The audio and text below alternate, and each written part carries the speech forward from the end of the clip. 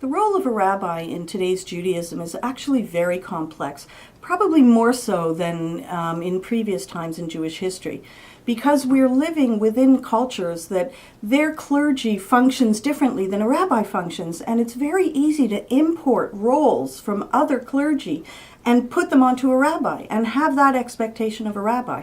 So every now and then I think it's important to go back and just double check ourselves. Do we have this right? Are we using these roles effectively the way that perhaps they were set up? The word rabbi means teacher. It comes from the word rav, which means huge amount, plentiful. And a rabbi is someone who has a huge amount of knowledge, a huge amount of teaching, and therefore they're the master. They're the one who has all this information. And what is their role in the day-to-day? Essentially, their role is to teach us, to teach the people, and to answer questions that are brought to them. But not all questions should be brought to a rabbi. And that's where it comes to the nature of Judaism, the way that we function within the religion in terms of education and accessibility. In Judaism, there's a very strong commandment for parents to teach their children. And that obligation does lie on the parent. It's kept within the family. So that when it works successfully, a Jewish child will grow into a Jewish adult that has answers. They'll look around and they'll ask themselves, well, what would Judaism say about this or that? And they actually would know. They have access to the information. They've been taught where and how to get it. They know, the Torah is read in shul all the time. They can go, they can hear it, they can study. There's direct access. They don't need the rabbi to answer every single question. In fact, I had a colleague once say to me something that I think is brilliant. He is a rabbi, and he is a rabbi within a very traditional Orthodox community, and essentially he said people don't come and ask a rabbi questions because they don't know the answer.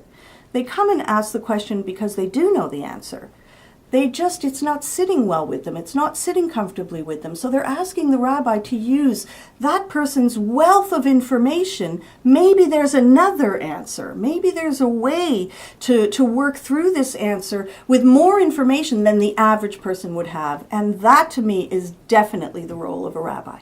Is to come when something isn't sitting right. It's not matching your lifestyle. It's not matching your life perspective. You do know the answer. You're asking the rabbi to help you through it because maybe there's information that the expert has that you don't have. When we ask ourselves, why is there a rabbi at a Jewish wedding? The answer is in case someone makes a mistake.